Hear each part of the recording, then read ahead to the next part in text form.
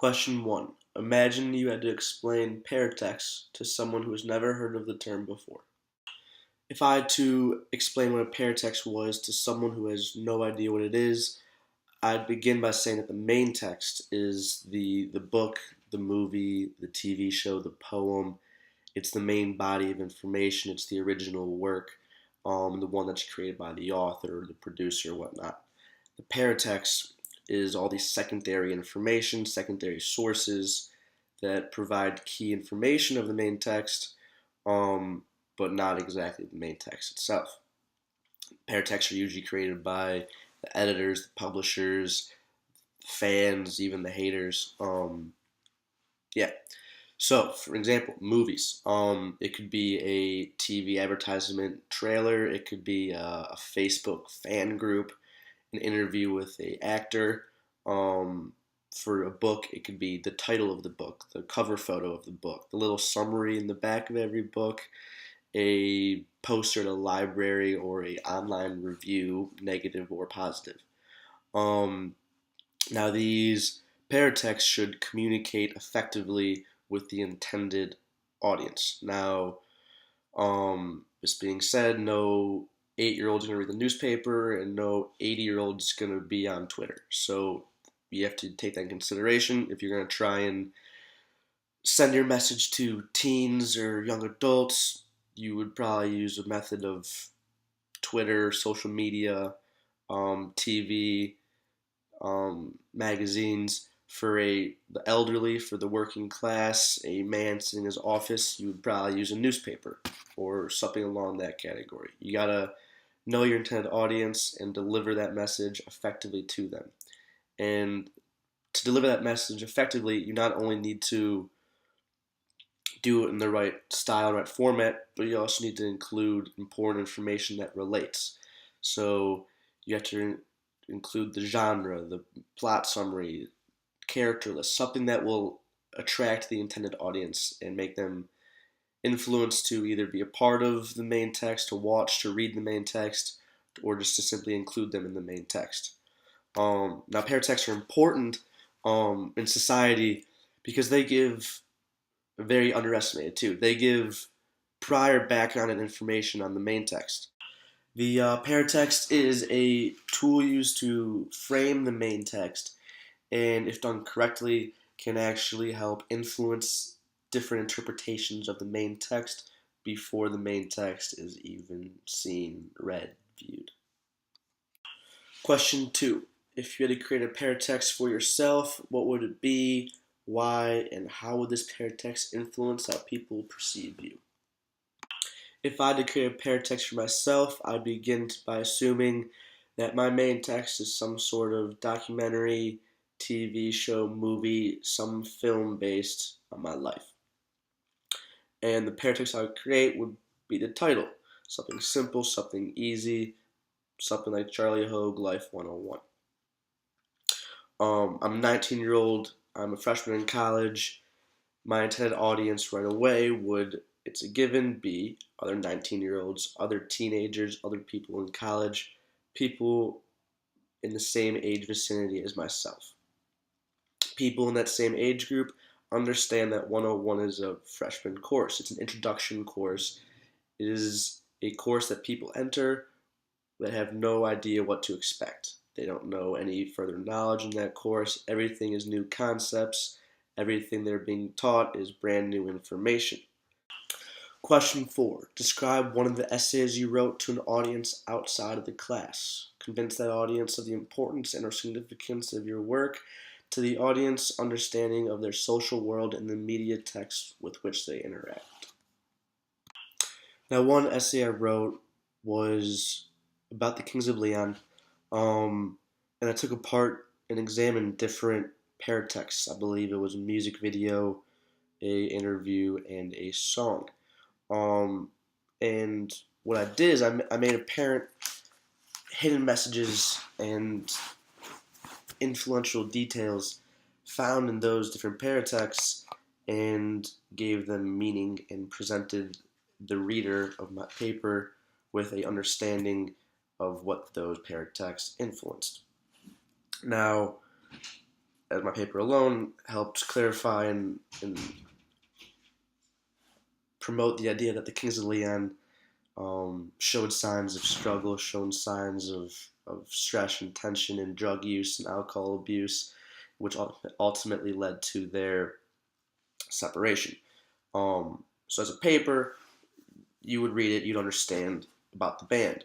But on on a larger scale, after reading my paper, you can take away that hidden details and influences are hidden right in front of us and not really understood until they're closely read.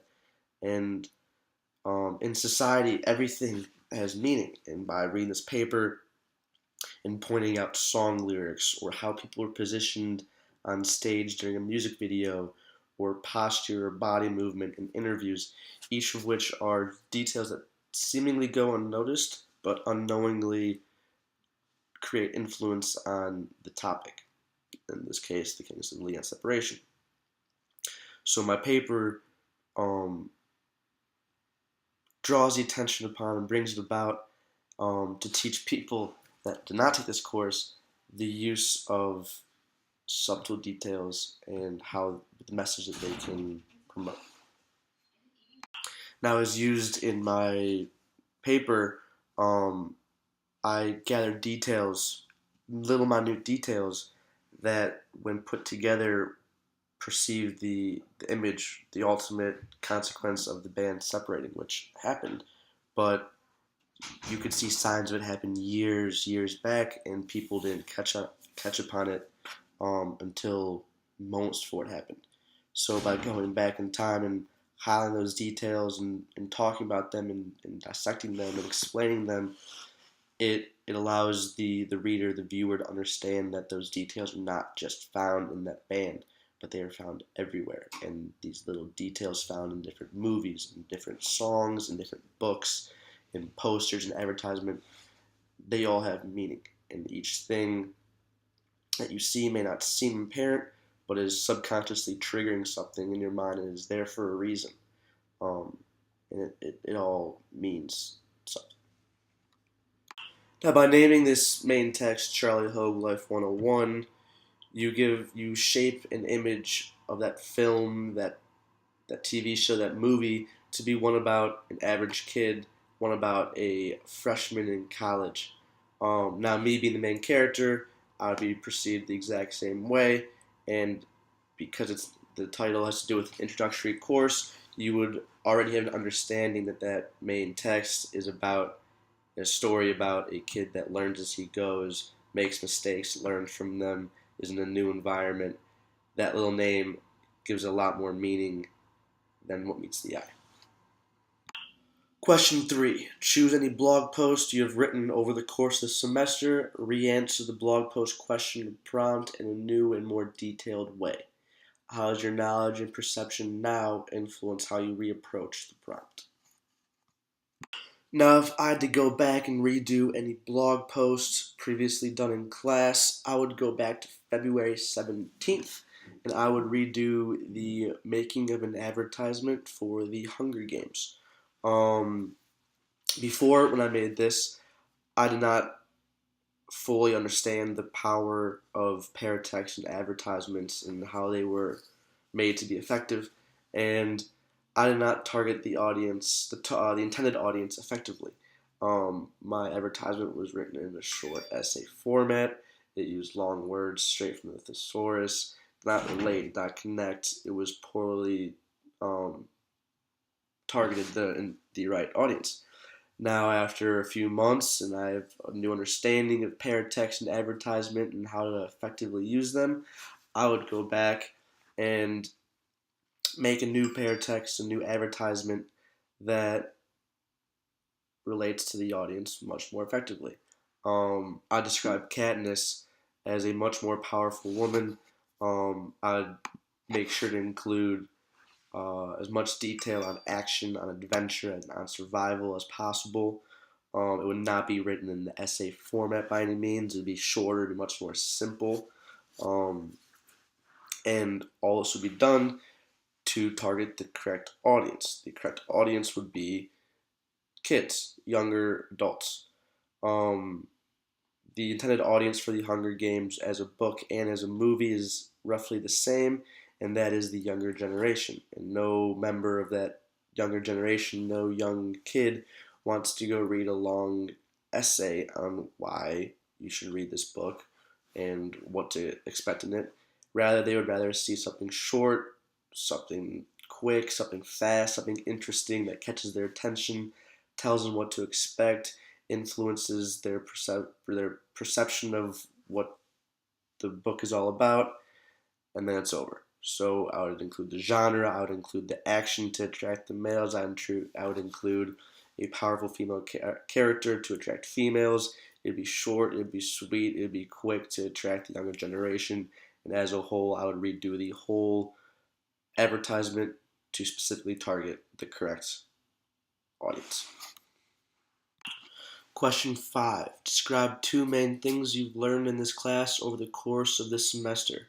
Then describe how those things relate to your intended major, potential future career, your everyday interactions with people, and or your understanding of yourself. Now, if I had to go back and describe two main things that I learned this semester in English 112, I'd say the first is the power of paratexts. I entered this course having no idea what paratexts even were, and I'm now leaving it having a pretty solid understanding of not only what they are, but also how to make my own. In class, I learned the influential abilities of paratext and how they help perceive knowledge of the main text, and this will hopefully relate to my intended future career as a marketer. I intend to pursue a degree in marketing hopefully after I get into business school. That's goal one. But in my mind, marketing and paratexts are seemingly the exact same thing. I've been taking marketing courses since senior year, have a pretty strong familiarity in the topic, and after understanding what paratexts are as well, I understand that they are very similar. Paratexts are made to influence the intended audience on a prior knowledge to the main text, what to expect, as marketing is meant to influence the intended audience on what to expect as well of a product. Now, using what I've learned from class, I hope to take this knowledge to my future occupation because I've already understood now, I've already been taught how to target an audience, what media source, what format, what type of paratext or advertisement in the marketing world will target the correct audience. And I've also learned how to use different information and different styles of information to perceive certain details of, in English, the main text or marketing the product. So what I've learned in this class this year will directly relate, hopefully, to my occupation out of college. The second thing I have learned this semester hasn't directly been taught, but more learned from experience. It's the use of resources. I never had a great history in English, but that was mostly due to procrastination and honestly lack of effort. This semester I entered the course wanting to redo that, kind of restart, reformat how I attack the English course, and I made sure to not procrastinate, write numerous rough drafts, use the resources given to me to their full advantage, and in turn, I feel very accomplished this year in this course. I made sure to always use rough drafts. I made sure to peer edit, have friends look over it, call my mom at 4 in the morning and have her wake up and edit my paper for me before it was due just to make sure any last kinks are out, go to the library writing center and sit down there with a tutor and use the increased office hours provided. Now in life, this won't directly influence my future career, but more my life. I'm a freshman, I still have 3 years to go in college, and outside of that, a whole career ahead of me. And by understanding how to use the resources presented to me, I now understand how to take advantage fully and be able to submit, to turn in, to finish my work with as much help and aid as possible, which in turn makes the best result. So this will help hopefully result in better grades throughout college, and also how to not feel overwhelmed in my occupation in the distant future.